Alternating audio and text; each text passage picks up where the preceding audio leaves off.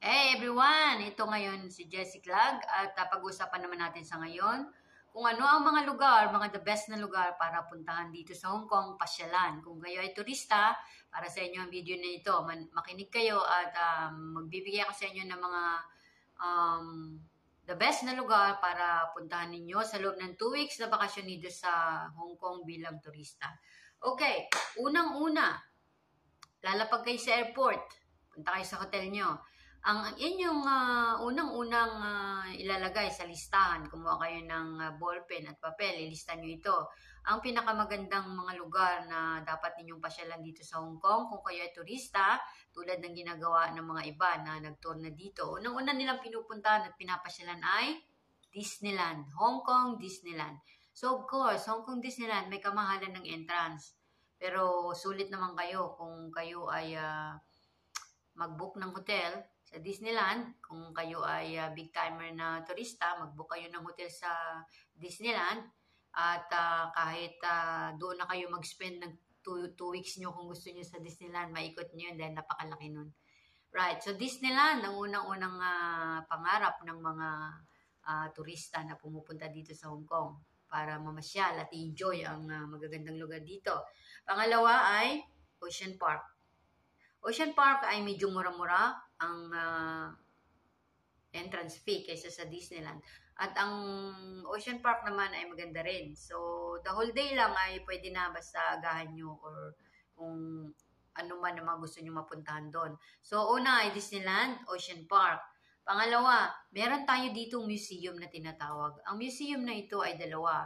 Yung science history at saka yung mga science culture ng mga lumang kaugalian ng mga Hong Kong noon. So, pupuntahan nyo yan siya sa Tsim Sha Tsui. Nandoon yan. Mura lang ang bayad niyan. Like $20 ang entrance. So, science history and Hong Kong history yan. Magkatabi lang yan siya. Yun ang pangatlong tip ko sa inyo na dapat nyong puntahan dito. Mga tourist spots yan siya. So, and then, mga susunod na puntahan nyo dito ay meron tayong Ping Chau, Lama Island, Buddha. Yan yung mga lugar na yan na kailangan yung pasyalan pag kayo ay napunta dito. So, dito naman sa Hong Kong side, meron naman tayong AIA Pier Place dyan, kung anong buwan kayo pupunta dito. Around Hong Kong area lang, marami rin kayo. Mostly dito mga shopping mall. IFC, Sogo, Times Square, yan ang mga nandito na mostly na pinupuntahan ng mga turista para mag-shopping. Yan yung mga big time na mga shopping mall dito sa Hong Kong side. And kung gusto nyo naman ng mag-explore sa mga island, yun na nga, sasakay kayo ng ferry from Hong Kong to Lama, to different kind of islands na magaganda ang beaches at meron din tayong Shek-O. Yan. So, when it comes sa mga beaches, meron tayong tinatawag dito na kung Deepwater Bay. Una yan, Deepwater Bay, Repulse Bay, and then Stanley Beach. So, yung Deepwater Bay, beach yan siya. Repulse Bay Beach din, and then Stanley Beach din. So, doon sa Stanley, meron doong market na tinatawag, Stanley Market, na doon ay makakakita kayo ng different kind of mga clothing. Meron mga second hand, at meron din doon makikita kang about sa mga swimming stuff doon. And mga painting, meron din mga painting dito, mga bags, different kind. So, puntahan nyo yung market, Stanley Market na yan. Meron din doon mga kainan, mga western restaurant doon. May Pizza Hut, may Pizza Express. So, magagandang views, seaside, and yun na nga, beaches. So, from Hong Kong, magsasakay lang kayo ng double-decker bus papunta doon. So, it's very easy. And yun na nga, napag-usapan natin yung Lama Island, mga islands, mga beaches, what else? Museum, Hong Kong Park, Botanical Park, meron din yan dito. Hong Kong side lang yan.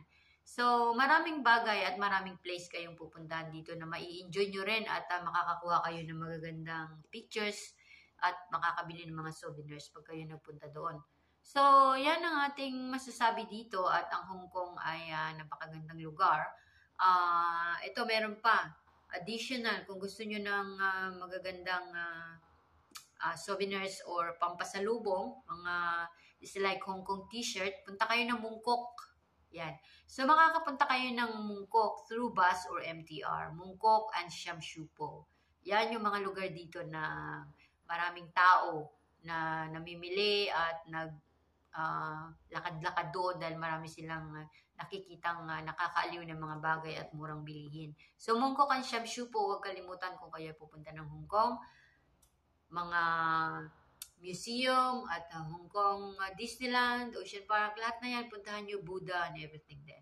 Kung gusto nyo mag-hike, marami din mga hiking trail dito. Ako hindi masyadong malaking hikers, pero alam ko maraming tao dito, mga residente at mga turista na gustong-gustong mag-hike, lalo na kung winter time. Meron din namang nag-hike pag summertime, pero medyo ingat lang kasi sobra init dito. Dito sa Hong Kong, pagka summertime, sobrang init, wala halos hangin. At pag malamig, hindi na masyadong malamig. So, yan ang ating message sa ngayon tungkol sa mga tourist na gusto pumunta dito at mga lugar, mga tourist spot na naibigay ko sa inyo na tip na dapat yung puntahan pagdating dito. The rest, kung wala man akong naidadagdag na alam nyo na yon. Idagdag nyo na sa listahan nyo. So, punta tayo sa susunod na mga tip natin. Have a nice day, everyone. Please share and like this video if you like, and see you again soon.